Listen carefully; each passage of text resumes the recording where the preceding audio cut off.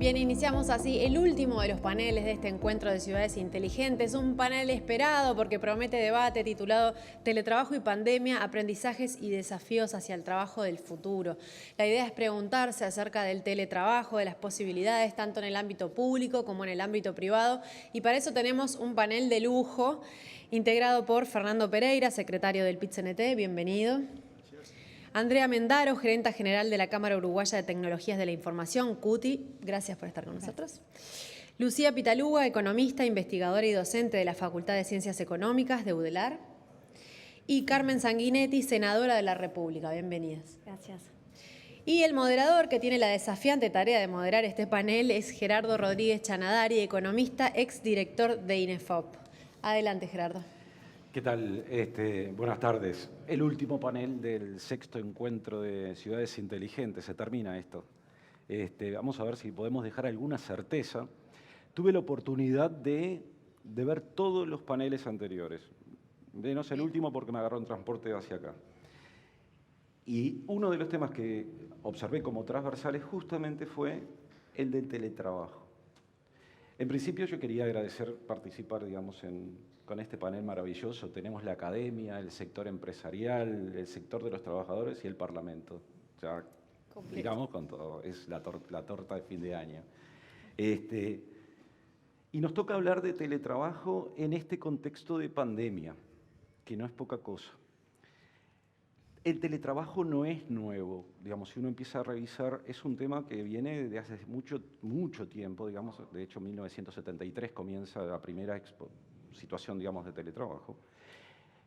Y en Uruguay en particular era un tema que estaba en la agenda, tanto del sector privado como del sector público. Esto venía siendo tratado, trabajado, discutido.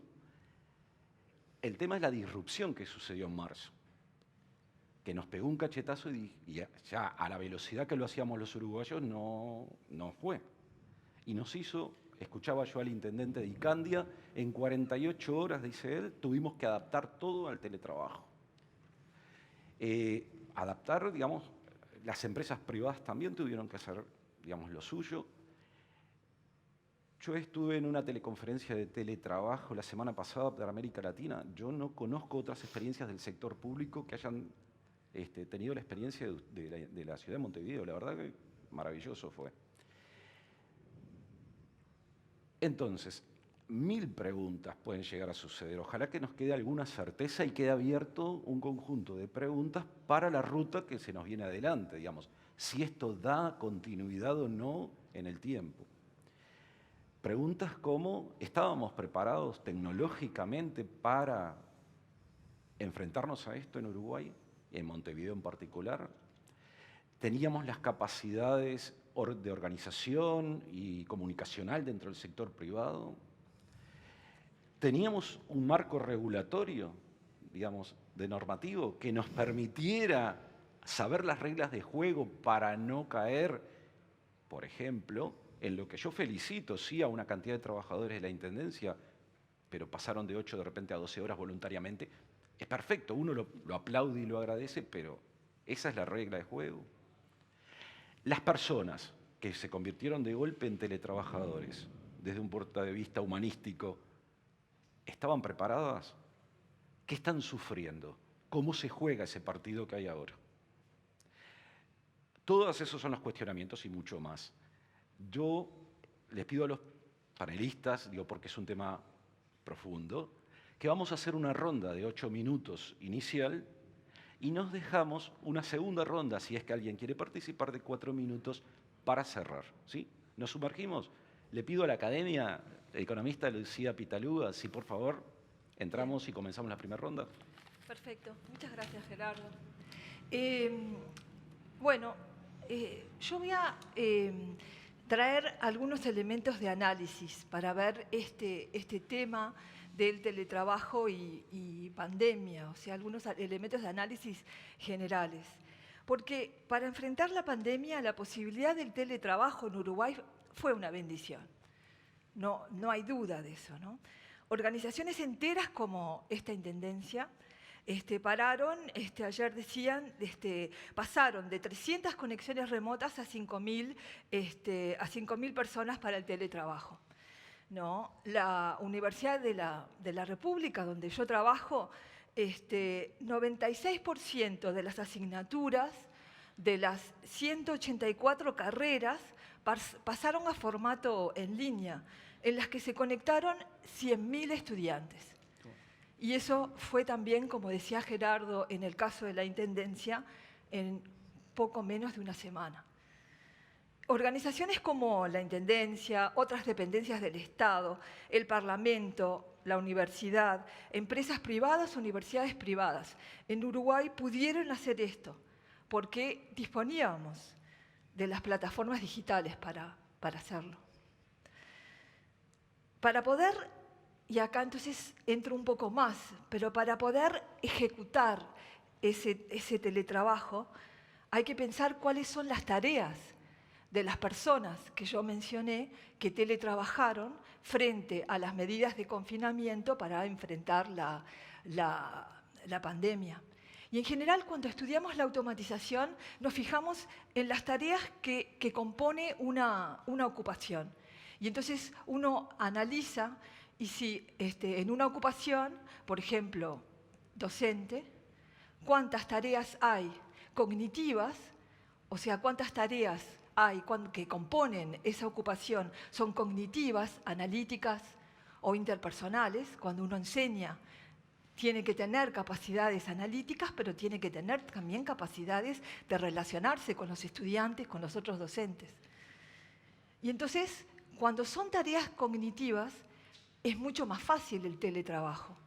De todas maneras, cuando uno tiene tareas cognitivas interpersonales, es decir, relacionamiento con la otra persona, pero la otra persona hay que cuidarla, es difícil el teletrabajar.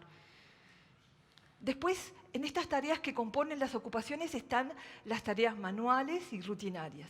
Entonces, en función de si una ocupación está compuesta mayormente de tareas cognitivas, analíticas interpersonales, manuales y rutinarias, uno puede analizar cuáles son las posibilidades de teletrabajar de una ocupación determinada. Utilizando este enfoque de tareas y la posibilidad de ser llevadas adelante estas tareas a través del teletrabajo, el Centro de Investigaciones Científicas, CIMBE, elaboró un índice de posibilidades de trabajo a distancia, el IPTD. Y utilizando esto, la encuesta continuas de hogares del Instituto Nacional de Estadísticas. Y entonces analizan toda la plantilla de ocupados de Uruguay y analizan cuál es ese índice, digamos, qué capacidad, qué posibilidades tienen esas ocupaciones para trabajar a distancia. Los umbrales es que el índice, si es menor que 3, esa ocupación tiene limitaciones serias para desarrollar al menos el 50% de las actividades habituales de la ocupación. O sea que ahí hay un umbral, si es menor que 3. Y los resultados de este análisis, que están en la página web de CIMBE, es que la mayor parte de las ocupaciones formales e informales en Uruguay están por debajo de ese umbral. ¿Qué quiere decir entonces? Que tenemos la plataforma digital, pero que las tareas no son posibles de ser llevadas al teletrabajo. Y en esa situación se encuentra la mayor parte de los ocupados en Uruguay. CIMBE divide estos grupos vulnerables ante la necesidad de trabajar a distancia frente a la pandemia en 3. Son, primero, trabajadores informales. Hay 270.000 trabajadores informales con este índice bajo de capacidad de trabajar a distancia. Después están los trabajadores independientes formales. Esos son 45.000 que tienen este índice más bajo. Y finalmente están los asalariados formales, que son 135.000 con este índice bajo. Entonces vemos que ya no solamente necesitamos tener una plataforma digital suficiente, sino que las tareas que desempeñamos en nuestros trabajos tienen que ser aptas para ser teletrabajadas. Y eso no es la mayoría de los trabajadores y trabajadoras en Uruguay. Entonces, y acá termino, Entonces, esto es un tema importante en el sentido de que las plataformas tecnológicas importan, las tareas importan, pero también, y eso es algo que aprendimos en esta pandemia, y es obvio, pero no es tan obvio en algunos medios, que la capacidad de teletrabajo y la automatización más en general dependen de aspectos tecnológicos, pero sobre todo de aspectos económicos y sociales. Y acá en la pandemia vimos cómo, por ejemplo, el teletrabajo no era compatible con el cuidado de niños menores, ¿no? Cuando esos niños menores no están escolarizados, o sea, toda la situación de confinamiento, o la intensidad del trabajo que mencionó Gerardo. Hay una intensificación mayor del trabajo. Y eso también genera ciertos problemas. O el presidente de la Asociación Nacional de Micro y Pequeñas Empresas, que decía el otro día en una entrevista que muchas microempresas podían trabajar a distancia, pero la edad o la capacidad de utilizar la herramienta digital no los habilitaba. Esos son todos los problemas que nos topamos, que son más allá de lo tecnológico, aunque obviamente lo tecnológico importa y mucho porque genera la capacidad de hacerlo. El asunto es después quién puede hacerlo y quién no. Y entonces, digamos, lo que sucede en estas situaciones es que se destapa las desigualdades preexistentes que estaban antes de la pandemia. Entonces, esto es lo que reveló esta pandemia y esta necesidad de confinamiento y de teletrabajo, que, digamos, algo que conocíamos bastante bien, que sabíamos que no era solamente un problema tecnológico, pero que fueron revelados y nos van a servir mucho para sacar lecciones para adelante estos aspectos económicos, sociales y, digamos, y de la composición de las capacidades que tienen estos individuos. Bien, muchas gracias. Muchísimas gracias, Lucía. Vamos ahora a entrarnos en uno de los actores que ya estaba preparado, pero además fue convocado a dar soluciones y sugerencias en todo esto, ¿no? Andrea Mendaro es la gerenta general de CUTI, la Cámara Uruguaya de Tecnología de la Información, amiga también. Es tu palabra. Bueno, gracias. No, yo simplemente también coincido con todo lo que tú decías, Lucía, y bueno, nosotros somos un ejemplo, creo que en un extremo, ¿no? de ese grupo privilegiado que sí tiene las condiciones dadas también a nivel de la tarea para poder haber podido responder rápidamente a la implementación del teletrabajo. Yo traje algunos números para mostrarles, a ver si los podemos poner en pantalla. Ahí está. Ahí está. Contarles, bueno, la pandemia se definió, ¿no? el viernes 13 de marzo, y el 16 de marzo en esta industria un 97% ya de los trabajadores estaban teletrabajando, ¿no? Fue algo inmediata, porque de alguna manera ya era una práctica en el sector, también la tarea lo permitía, también el instrumento de trabajo principal es la computadora y la conectividad, entonces muchos de los trabajadores disponían de esa conectividad en la casa y del instrumento, entonces inmediatamente la respuesta fue casi total. Y en la última encuesta que realizamos, ya en julio un 80% continuaba teletrabajando, ¿no? O sea, más allá de también de que de alguna medida se permitía volver al trabajo, la tarea igualmente, volver al espacio físico, la tarea igualmente permitía que los trabajadores continuaran teletrabajando y aún así no había mermado la productividad y la tarea en sí, ¿no? El 67% de todas maneras de las empresas nos manifestó que no tuvo ninguna dificultad en cuanto a la implementación. Y más allá de estar preparados, coincido en que había aspectos del entorno, no era solamente la tarea que iba a desempeñar, pero sí el entorno en donde nos tocaba, porque una cosa es teletrabajar y estar solos o estar con los niños en casa. Y lo que identificamos que lo que a su vez eran ventajas también eran desventajas, ¿no? O sea, si bien hay cobertura de fibra y eso nos permitía a todos tener buena conectividad y demás, no en todos los hogares lo había. Entonces también se dificultaba un poco el flujo del trabajo. También como ya era una práctica habitual o mixta, eso facilitó, pero también hubo limitaciones físicas o ambientales para algunas personas que empezaron a la práctica de teletrabajo, ¿no? Que su tarea era en la oficina. Y también el equipamiento disponible, no todo el mundo tenía, o sea, una gran mayoría lo tenía, pero otros no, y hubo que resolverlo, pero bueno, se resolvió rápidamente. Esto que les quería comentar, que a su vez, a pesar de ser una industria que estaba sumamente preparada para el teletrabajo, y a raíz de, ya lo venía experimentando, y a raíz de la pandemia lo intensificó, aún así las empresas manifestaron que presentaban dificultades en lo que era la gestión de la persona, porque la relación, el nuevo vínculo, ¿no? La nueva modalidad de vincularse tanto en los equipos como con la tarea en sí, presentaba, bueno, algunos desafíos menores, pero bueno, que fueron manifestados sobre las responsabilidades de las personas hacia los productos o hacia su propia tarea, porque también esto de teletrabajar requiere una autonomía que no en todos los casos las personas las pueden desarrollar o hay que aprenderla, es un proceso todo eso. Bueno, de alguna medida la reducción de la productividad se vio afectada más que nada también porque los equipos no estaban juntos, no estaban en el mismo lugar para crear, para producir, para trabajar, para intercambiar, y también por estos ruidos que se generaban en el desempeño de la actividad en el hogar.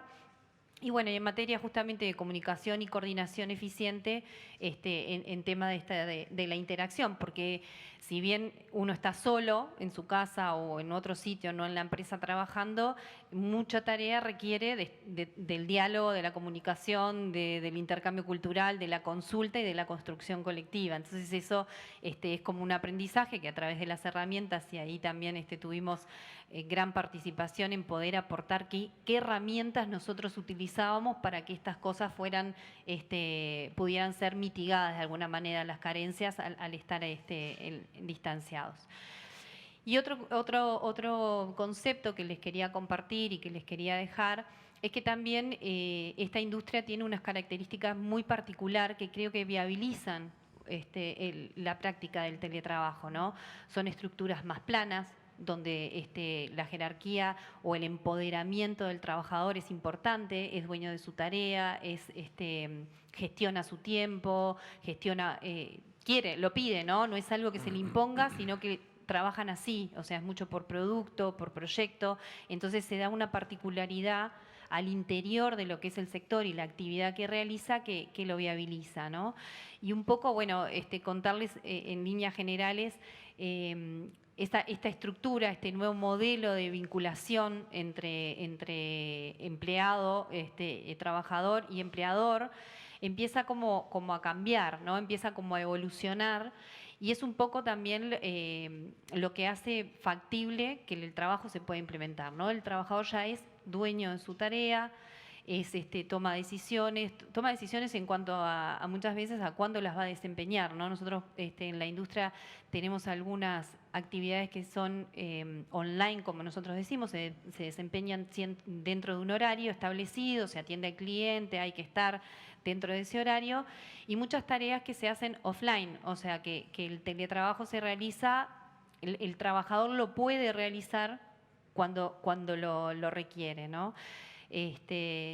Nosotros también vemos al teletrabajo en esta industria, que es una industria que tiene desempleo cero, que tiene mucha necesidad de contratar talentos, como una oportunidad también, ¿no? Una oportunidad de inclusión, de la posibilidad de que la gente del interior se forme y trabaje en este sector, gente con determinada discapacidad que también perfectamente puede incorporarse a trabajar en el sector, no tiene que trasladarse, y lo vemos como realmente como una gran oportunidad para aprender, para transitar ese proceso de cambio cultural hacia el teletrabajo. Esto creo que es algo que vino para quedarse.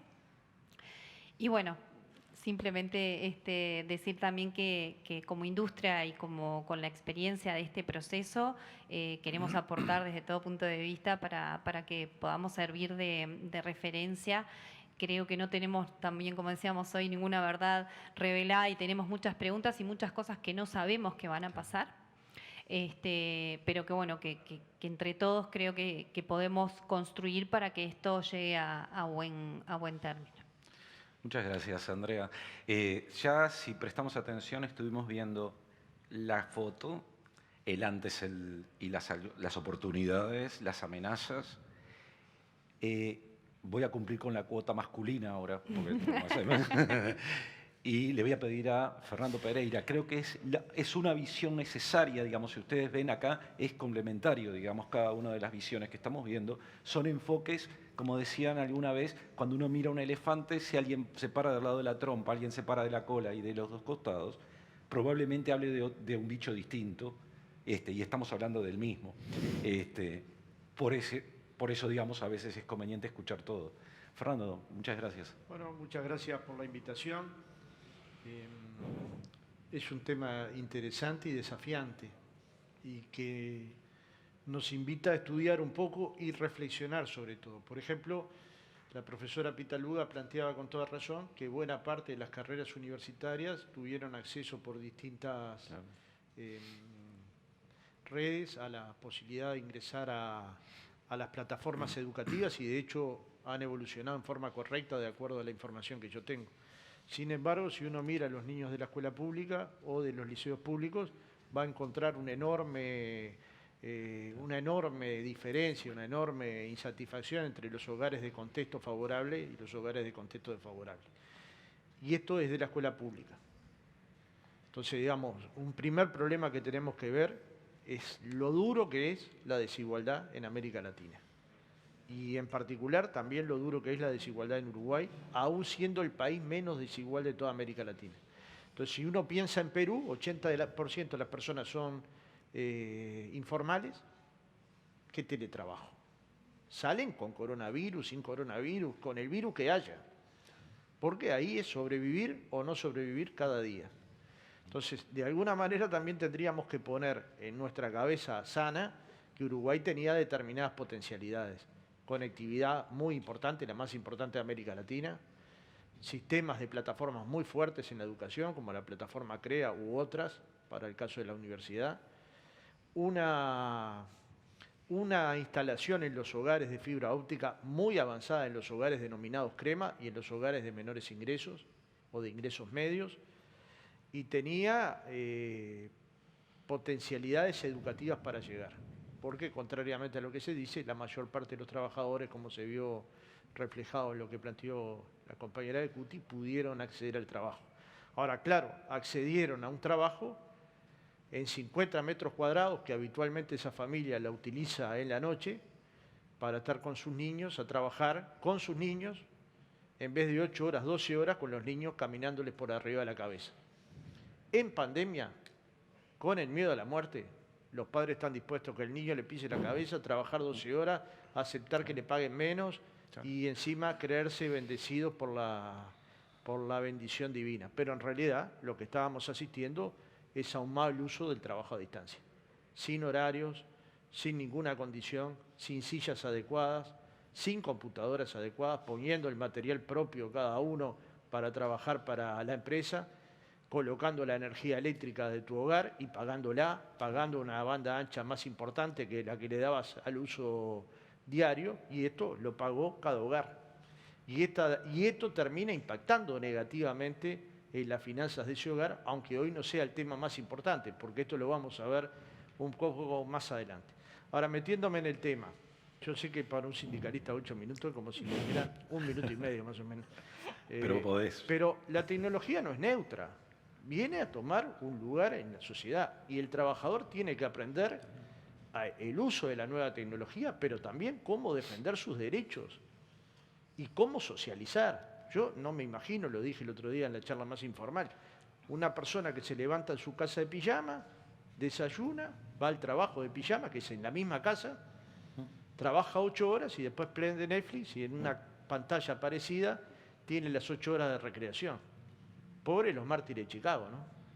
Si el futuro de 8, 8 y 8 fuera este modo de vida, como le pasa a muchas familias de europeos, que está siendo bastante analizado qué consecuencias sociales trajo en el largo plazo, porque en Uruguay partimos de la base que ya se está usando hace bastante tiempo, pero con fortaleza en los últimos años. Fortaleza quiero decir 15%, 16%. Ahora, los europeos encontraron grandes daños sociales en esas personas, grandes daños psicológicos, grandes trastornos. Entonces, no es que podemos analizar este tema con neutralidad, también hay que analizarlo cómo socializa el trabajador, dónde construye vínculos, dónde construye historias, dónde construye compromiso social. Todo lo puede hacer en 50 metros cuadrados, su vida se va a ceñir a 50 metros cuadrados y la libertad de los sábados, va a haber un horario. Bueno, se precisa legislación, de hecho yo estoy leyendo detenidamente, porque voy a la Cámara, precisamente voy a la Comisión del Senado en pocos días, el proyecto que presentó la senadora Sanguinetti. ¿Es necesario regularlo tripartitamente? ¿Se va a prestar para abusos? Y bueno, todas estas preguntas naturalmente hay que tratar de manejar. Entonces, para mi gusto, y sin tener una discusión profunda todavía en el seno del movimiento sindical, es relevante para los trabajadores y para su desempeño laboral manejar técnicas adecuadas de búsqueda y selección de información a través de plataformas digitales. Y esto se ha transformado en una cuestión básica. De hecho, el acuerdo entre INEFOP, por eso no conviene dañar públicamente a la institucionalidad. El acuerdo entre INEFOP y CUTI, por ejemplo, para la formación de 2.000 trabajadores en el área del software, como asimismo el acuerdo que firmó INEFOP con Microsoft a los efectos de formar 10.000 personas en el manejo digital, hace también a la sobrevivencia, porque si el trabajador no entiende el manejo digital, por más que le diga que se vaya a la casa, tenga 50 metros o más, va a tener enormes dificultades y va a quedar excluido. Y entonces ahí la pregunta es ¿qué sociedad queremos construir? Porque sociedades con excluidos solo hace falta verlas acá cerca.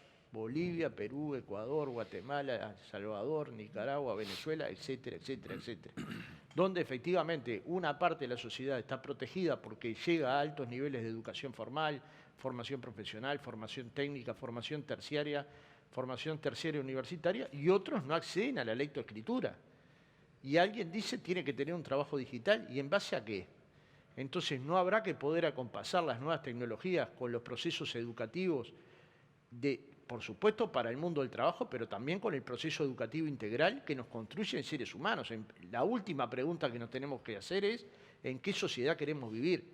Yo, en una sociedad donde una parte de la sociedad quede marginada por falta de conocimientos, no quiero vivir. Entonces, tendremos que construir las condiciones entre todos para que el teletrabajo sea un instrumento, pero no sea un instrumento de alienación del ser humano. Sea un trabajo. Y eso tiene que tener regulaciones y defensas. Pues si uno mira el mapa del mundo, y con esta frase termino, donde hay derechos es donde hay sindicatos. Y si mirás con atención, donde no hay sindicatos no hay derecho ni a las 8 horas, ni a la libertad sindical, ni al teletrabajo, y cada cual hace lo que puede para poder sobrevivir. En ese mundo espero que Uruguay no quiera vivir. Muchas gracias, Fernando. Se están dando todos los puntos que habíamos marcado. Y ahora nos queda, ¿y las reglas de juego? O sea, si vamos a entrar en esta cancha, si este formato, digamos, vino para no irse, ¿no? ¿Cómo era? Sí, vino para quedarse. ¿Y el marco? Senadora, por favor. Bueno, primero muchas gracias por la invitación. Es un gusto estar hoy compartiendo este rato en un evento sin casi gente, ¿no? Es como raro. Pero bueno, no sé si a ustedes les había pasado, para mí es un debut. A ver, yo soy una defensora del teletrabajo, soy una teletrabajadora parcial desde hace 12 años, desde que nació mi hija mayor, y creo que esta es una modalidad que ofrece un montón de beneficios para distintos segmentos de la población. No me estarían dando esto que, no sé si me...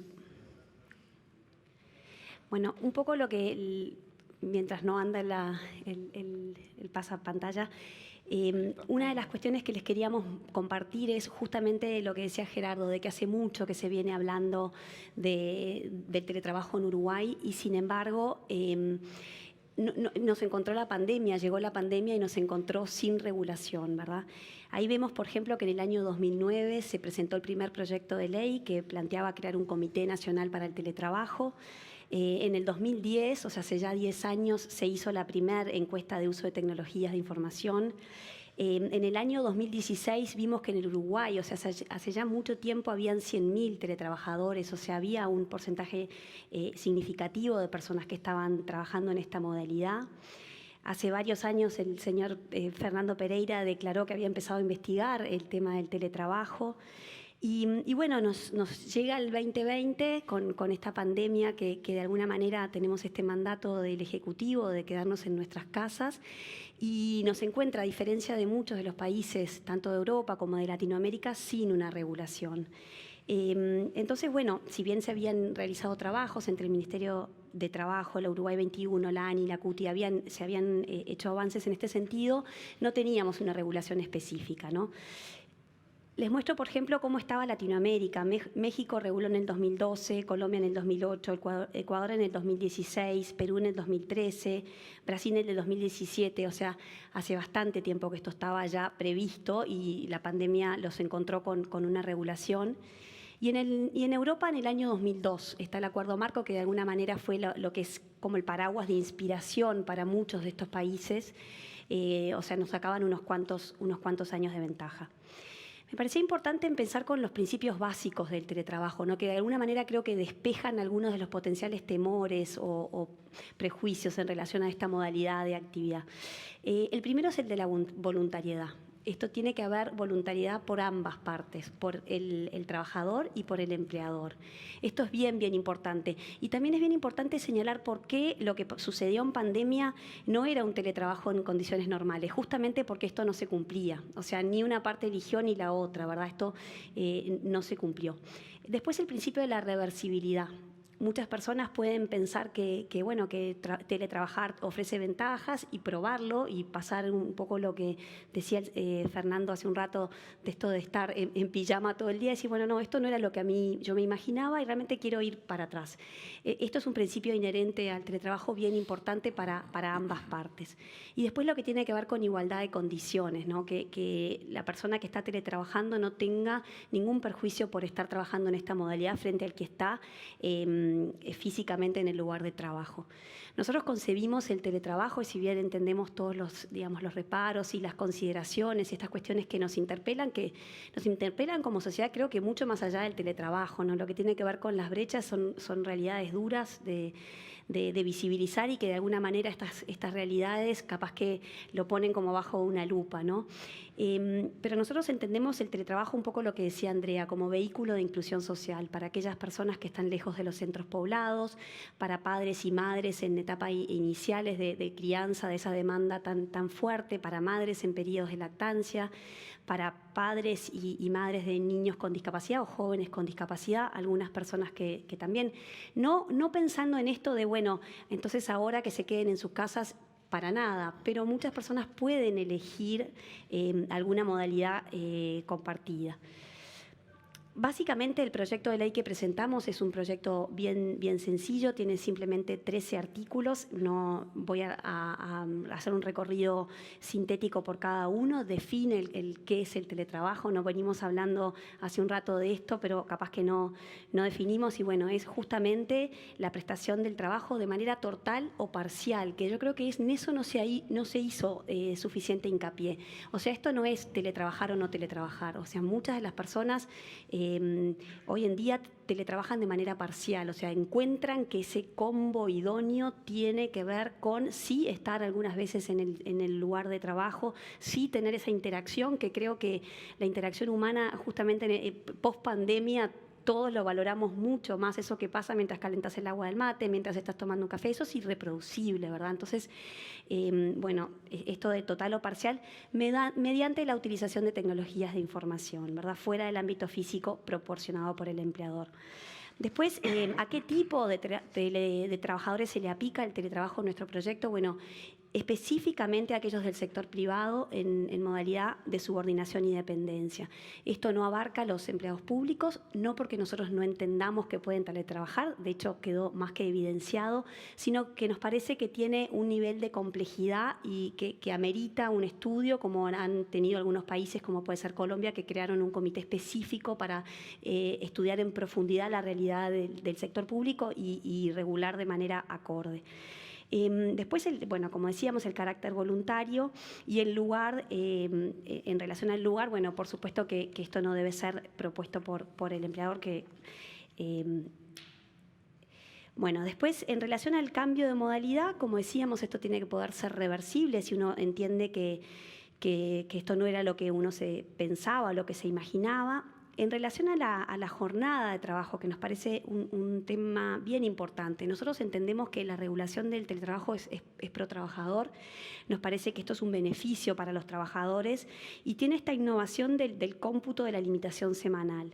48 horas si están en el rubro de comercio, 44 comercio, 48 industria. ¿Por qué? Porque, bueno, de alguna manera esto le permite a la persona manejarse según sus posibilidades. Justamente lo digo un poco como madre de niños chicos, entendemos que por ahí pasa gran parte de los beneficios. El tema de los controles, bueno, Andrea mencionaba un poco esto de online, offline, creo que acá tenemos un universo grande, quedó evidenciado también por lo que decía Lucía en relación a la formación, y creo que acá tenemos dos universos diferentes y van a haber probablemente algunos sectores de trabajadores que van a precisar un control, pero otros en los que, aquellos que están más preparados y demás, en los que no. Entonces, en definitiva, para que quede claro, esto modifica únicamente la modalidad en la que se presta el trabajo. En relación a los derechos y derechos y obligaciones, es lo mismo, las mismas derechos y obligaciones que para aquellos que están trabajando de manera presencial. Nosotros entendemos, incluimos el artículo 10, en donde planteamos que, bueno, la no discriminación, ¿verdad? Que no haya una discriminación a la hora de contratar a un trabajador, que el hecho de que no tenga las herramientas, esto abra un flanco ahí de discriminación, y nos parecía que era bien importante contemplarlo, y por eso nos parece que tiene que ser de cargo del empleador el proveer las tecnologías necesarias como para que justamente pueda teletrabajar. Y en relación a los accidentes laborales y las enfermedades profesionales, bueno, son aplicables las mismas disposiciones que están contenidas en la Ley 16.074 del año 89. Y bueno, y nos parecía también, como les digo, que era importante hacer hincapié en eso. El artículo 12 del proyecto incluye el derecho a la desconexión. Este es uno de los temas, a nuestro juicio, más sensible, porque justamente está el riesgo de que se diluya lo laboral y lo personal, ¿no? El límite, ¿dónde está el límite entre la vida personal, familiar y la vida laboral? Entonces nos parecía bien importante hacer hincapié en que, bueno, todo trabajador tiene este derecho a desconectarse. Hay algunas legislaciones que han profundizado en esto, que han puesto, por ejemplo, una determinada cantidad de horas, por ejemplo, 12 horas en 24. Nosotros elegimos ir por el camino de explicar este derecho de conexión, y también entendemos que de alguna manera, si bien no está directamente, exclusivamente relacionada con el teletrabajo, el tener esta conciencia del derecho a la desconexión, y nos ha pasado a nosotros en el equipo de trabajo, uno empieza a tener como más conciencia, por ejemplo, cuándo manda mensajes de WhatsApp fuera de hora, ¿no? En qué momento, hasta qué hora mando mensajes y demás. Y creo que también como sociedad, e incluso fundamentalmente para aquellas personas que no hayan teletrabajado antes, o sea, que no tenían como de alguna manera hecho este ejercicio de ir puliendo la modalidad de teletrabajo, esto implica un proceso de aprendizaje, como todo proceso de aprendizaje. Entonces, al principio capaz que es más difícil establecer este derecho a la desconexión, y con la práctica se va adquiriendo. La OIT, por ejemplo, señala como uno de los posibles efectos esto del trabajo sin fin, y creo que tenemos que estar como muy atentos a esa posibilidad. Creo que llegué con los 8 Estamos- minutos. Muchísimas gracias, senadora. Tenemos una pregunta que viene de María Exacto. José, ¿de dónde? Carmen decía que es raro esto de que no tenemos casi público, pero en realidad el público está Está interactuando. está Y fuera una de las vista. preguntas que nos mandaron es, ¿qué opinan del teletrabajo en el ámbito de las instituciones públicas? No sé, Gerardo, tú Sí, decís ¿cuál quién la sería, contesta. digamos, quién en sector público, Lucía, digamos, Sí, te parece? puedo, sí. Digamos, no, estamos esperando tener más datos, ¿no? Porque, o sea que uno en realidad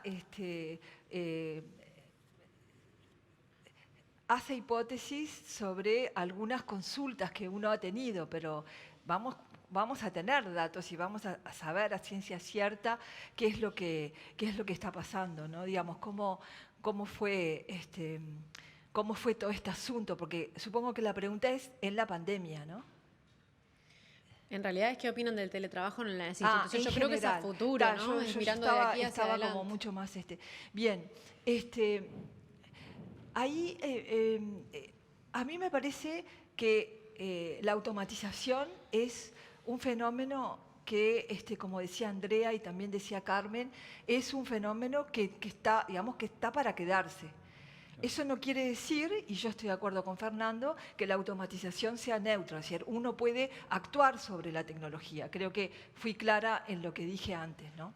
Entonces, no hay una sola forma de incorporar las tecnologías de la información y comunicaciones en el trabajo. Eso tiene que tener... Lo tenemos que tener claro en el sentido de que hay opciones sociales, o sea, nosotros podemos optar por los caminos que vamos a ir eligiendo como organización y como sociedad. En ese sentido es que, o sea, no hay un determinismo tecnológico. Esto lo digo porque di un curso el año pasado en la Escuela Nacional de Administración Pública, la ENAP, justamente sobre la automatización en el sector público. Y era fantástico el curso, había 500 estudiantes de funcionarios públicos de todo Uruguay que se hacían ese curso online.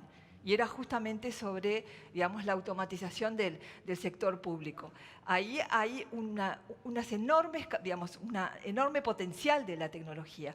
Y todos participaban, todos quiere decir muchos participaban en los ejercicios que les hacíamos y veían como un determinismo tecnológico, o sea, veían que se les venía algo que ellos no iban a poder actuar sobre eso, ¿no? Es algo que me asombró poderosamente, porque en realidad la tecnología está y está para quedarse, pero las tareas de uno mismo las puede ir moldeando, y yo creo que Carmen fue bastante clara en esta ley que se está discutiendo en el Parlamento, es que, digamos, hay consideraciones importantes a hacer sobre el que en este caso del teletrabajo, el que decide teletrabajar, y ese que teletrabaja tiene opción a decidir si lo hace o no lo hace. Entonces, cuando uno piensa en el teletrabajo en el sector público, es perfectamente posible y seguramente haya muchas ventajas y también hay muchas desventajas, y eso es algo importante que se discuta en el ámbito de la organización, del sindicato y del ámbito de los compañeros de trabajo. O sea, no sé si contesté exactamente la pregunta, contesté como una problemática. Muchas gracias, ¿no? Lucía. Sí. Hace 2 paneles, creo que a las 15 horas, que se estuvo hablando, digamos, aquí justamente del teletrabajo y la experiencia de la Intendencia. Exacto. Estamos hablando exactamente del ejemplo que se está preguntando. Quizá no podemos retroceder en el tiempo, pero cuando yo llegué aquí me puse a hablar con la gente que había participado en ese panel y me comentaban, muchos de los trabajadores ahora también recuestionaron esto, y aunque sea si parcialmente esto era viable o no. Lo que sí nos encontramos es una realidad que sucedió, nos encontramos la voluntad de partes de golpe de que sucedan parcialmente o totalmente esto del teletrabajo en el sector público, y sí la ausencia de regulación, y que aún no está ni la propuesta, digamos, para el sector público. Entonces, esa pregunta, digamos, uno podría opinar desde lo personal. Desde lo personal yo digo, mire, hay muchas actividades que perfectamente podrían ser desarrolladas teniendo en cuenta el marco regulatorio, teniendo en cuenta la visión humanista de saber que del otro lado hay una persona y que pueda revertir. Estamos en las mismas condiciones que el sector privado, en ese sentido, digamos. Pero sí seguramente hay un conjunto de actividades, más que nada las administrativas, la atención a personas, que se pueden hacer de forma remota, no hay un impedimento. Ese es un camino a transitar. Propongo lo siguiente, yo no sé cómo estamos de tiempo, María José, porque... Estamos bien. Estamos bien porque creo que hubo más el análisis de situación que dar pautas para una hoja de ruta. ¿Qué es lo que nos queda de acá en más? Sabemos que la parte legislativa va a ser, ya vemos que solo para el sector privado, Fernando comentaba, la estoy estudiando, va a ser uno de los puntos donde vamos a estar entrando al diente. ¿Cuáles son los otros puntos donde uno diría, sí, pero nos falta esto, el desafío está acá, sí, reaccionamos bárbaro acá, pero nos quedó esta arista que tenemos que ponerlo en hoja de ruta, tenemos que ponerlo en agenda desde el punto de vista de cada uno. No sé, digamos, no te voy a dar la palabra porque recién hablaste. Andrea, digamos, tenemos para aportar en eso. No, yo coincido plenamente. O sea, lo que tenemos mucho es para trabajar juntos, ¿no? Tenemos mucho para aprender, mucho para poner de nosotros, porque esto no es imposición, ¿no? Y no va a ser imposición. Acá era un tema de riesgo de vida y lo tuvimos que hacer y no tuvimos otra alternativa. Pero creo que esto lo vamos a ir construyendo juntos. Esto está cambiando, o sea, la tecnología está, la digitalización, es algo que ya lo vimos venir y que tenemos la capacidad de prepararnos para eso. Qué mejor que trabajar juntos y entender y escuchar todas las perspectivas. Nosotros, por ejemplo, en Consejo de Salarios, con FUES, el sector con el que negociamos, en el grupo lo establecimos el diálogo en la 6ª ronda. O sea, estoy hablando en 2016. Ya venimos conversando este tema y de hecho las pautas y las premisas sobre las cuales entendíamos que debía legislarse y por eso teníamos un camino un poco recorrido, ya las conversamos con los propios trabajadores, ¿no? O sea, acá no hay nada de imposición ni de que uno quiera sacar ventaja del otro. A nosotros nos pasa en el sector es que son los trabajadores, y más con las generaciones estas más jóvenes, hay muchos jóvenes en la industria, que quieren trabajar de esta manera. Entonces ya no es un tema y bueno, los talentos son sumamente escasos y muy valorados, entonces las empresas les dan esos beneficios para retenerlos, ¿no? Yo me quiero quedar en casa, yo voy a la oficina una vez por semana, perfecto. Mientras tu tarea las pueda desempeñar, bueno, ¿cómo la medimos? Entregame este producto este viernes, no importa si trabajó un día y el resto de la semana no trabajó. Ya hay cosas que empiezan como a cambiar en esa relación. Entonces yo creo que tenemos mucho para aprender todos como sociedad y construirlo juntos, que no tenemos tan buen diálogo que eso es lo mejor que podemos poner sobre la mesa, es sabemos lo que viene, sabemos lo que tenemos que preservar, sabemos lo que tenemos que cuidar, entonces lo podemos construir juntos y de buena manera. Creo que todos coincidimos con las perspectivas, todos estamos de acuerdo en lo mismo. Qué mejor punto de partida, ¿no? Total. Muchas y gracias, capaz que Andrea. le agregaría eso, yo creo que acá hay como sectores como el de Andrea que están más avanzados y que seguramente puedan ser fuente de inspiración para muchos de los otros que venían más rezagados dentro de los que están por el umbral que decía Lucía y que sí pueden teletrabajar, ¿verdad? Pero también me pareció interesante esto de pensar qué podemos aprender de otras sociedades que lo vienen haciendo hace mucho tiempo, ¿no? Fernando hablaba de las cuestiones que se están investigando en Europa, que tiene un marco regulatorio del 2002. Yo no he profundizado, pero seguramente así como tienen la foto esa de diagnóstico, seguramente tengan unos cuantos aprendizajes, ¿no? Entonces, esto que a veces no es una desventaja de correr un poco atrás, tiene también esta oportunidad de capitalizar aprendizajes que obviamente, digamos, no somos Europa ni mucho menos y tenemos nuestras particularidades por suerte, pero sí seguramente hay un camino que nosotros desde Uruguay podemos hacer. Transitar. Sí, sin duda. Muchas gracias. Fernando, sobre la hoja de ruta, me interesa, ¿qué nos queda, digamos, como desafío en esa hoja de ruta? ¿Qué no puede faltar, digamos, ahora ya desde el punto de vista específico de los trabajadores? ¿Qué es lo que no puede ser ausente en esta hoja? Digamos, el cambio no se puede desconocer. No, Si totalmente. uno se pone el balde y dice no va a haber cambio tecnológico, vamos a estar en el mundo industrial de la década del 60, va a salir Totalmente. humo por la chimenea, bueno, vive por fuera de la realidad. Lo que decimos es, con esta realidad, con este cambio tecnológico, es necesario preparar a las organizaciones para el cambio en el mundo del trabajo, no en el puesto del trabajo. Cuando yo entré a trabajar, creo que tenía 14 o 15 años, le daban a las personas una medalla por 37 años en el puesto de trabajo, 38 y la jubilación. Hoy en ese mismo periodo esa persona puede llegar a acceder a 14 o 15 puestos de trabajo o más. Claro, más. En la década del 60 ningún trabajador bancario iba a dejar su trabajo y hoy lo dejan. Claro. Y a veces en búsqueda de horizontes que personas de mi edad no lo pueden comprender. Yo no lo puedo comprender, pero por algo lo hacen. ¿Eso quiere decir ir contra la voluntad de los jóvenes? Para nada. Quiere decir hay que garantizarle a esos jóvenes tener un sindicato que le defienda sus derechos, con un formato nuevo que entienda esta realidad, que entienda este cambio tecnológico, que lo pueda compasar en términos educativos, pero también de justicia social, y probablemente el movimiento sindical tiene un enorme desafío. 20% de los puestos laborales se consideran que van a pasar a ser trabajos claros de distancia. Y esto no discrimina al sector público del privado, en absoluto. Coloca a los dos en igualdad de condiciones.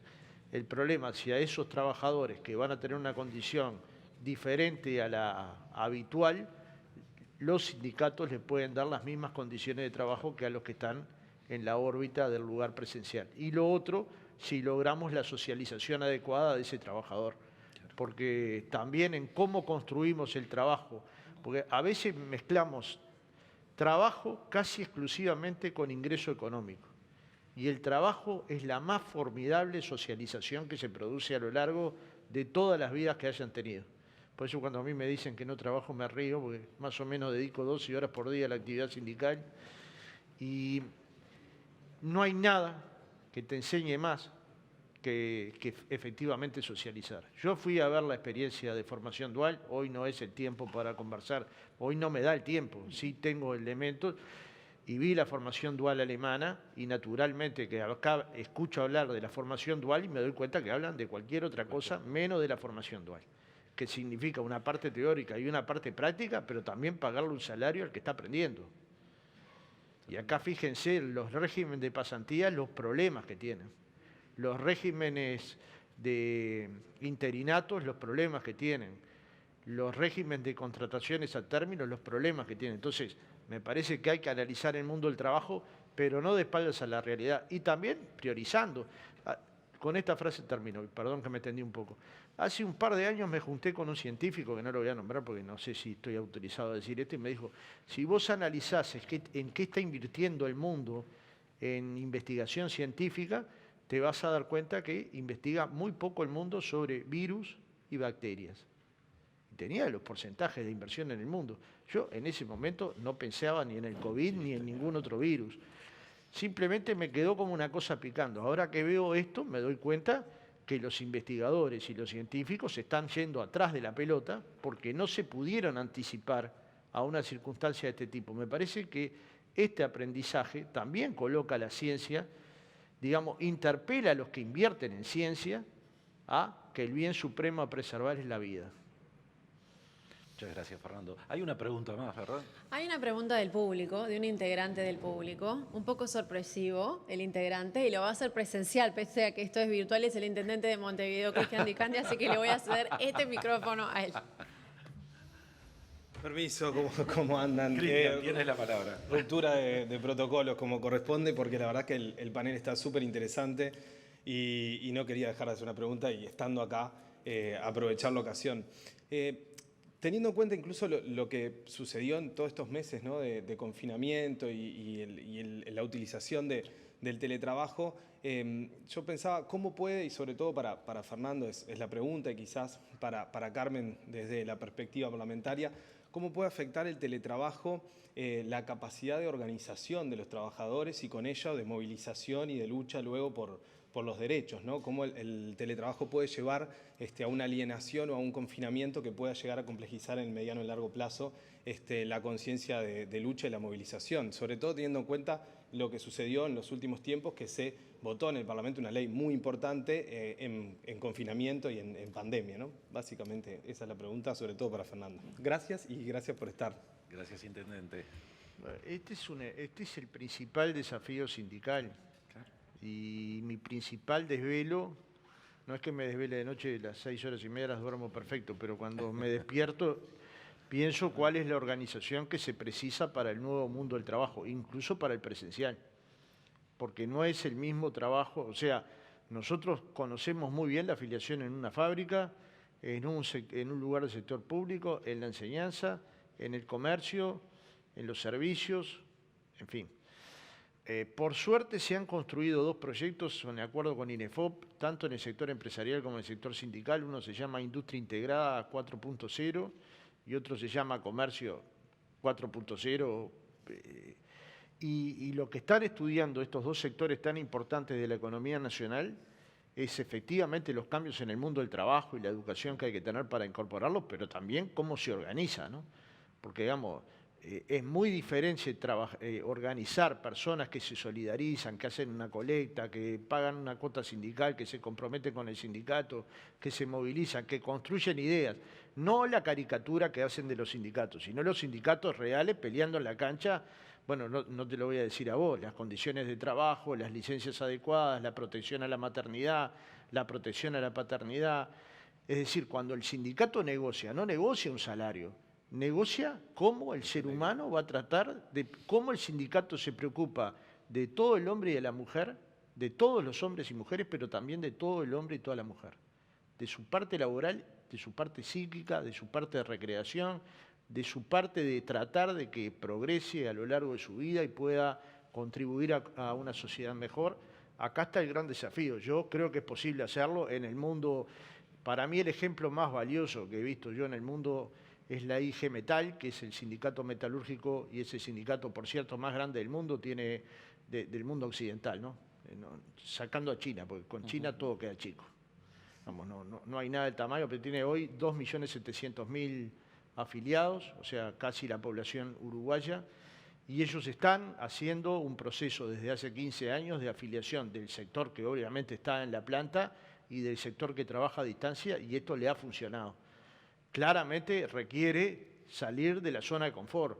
Claramente nadie va a ir a pararse en la puerta de una fábrica a afiliar, supone otro tipo de afiliación, supone otro tipo de conexión, pero también estos medios que lo vemos como un problema, para este caso terminan siendo una solución. No sé, yo me comunico con 4.000 o 5.000 personas por día si tengo algo que comunicarles por esta vía tan sencilla del WhatsApp o del correo, que antes los tenía que visitar, ¿no? Ahora los visito también porque creo que no hay nada más importante que el afecto por el otro, que mirar al otro al oído, que escucharlo, pero también lo puedo tener informado por esta vía, de forma tal que no lo veo como imposible.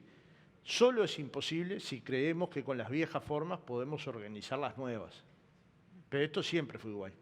Con el sindicalismo del 900 no se podía organizar el sindicalismo del 40, luego de la ley de Consejo de Salarios el sindicalismo se cambió porque se adecuó a la negociación colectiva, luego de la dictadura militar tuvo otro cambio, vinculado también a la negociación colectiva del 85, entonces digamos, los sindicatos lo que tienen es que tener una prioridad, que es la defensa de los derechos de los trabajadores. Si no de una forma, sino la defensa como programa de solución. Entiendo que no es fácil, pero sí hay que estudiarlo en profundidad y ver procesos que ya se hicieron.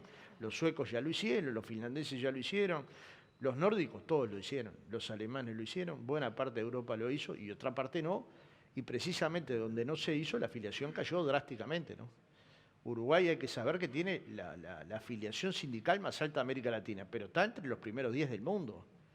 O sea, cuando dicen los sindicatos nos representan, es porque acá muchas veces ironizamos con los temas, no los abordamos en profundidad, no los tratamos con rigurosidad, no los estudiamos, simplemente alargamos una frase, tiene que haber persona jurídica, como si fuera mágico, ¿no?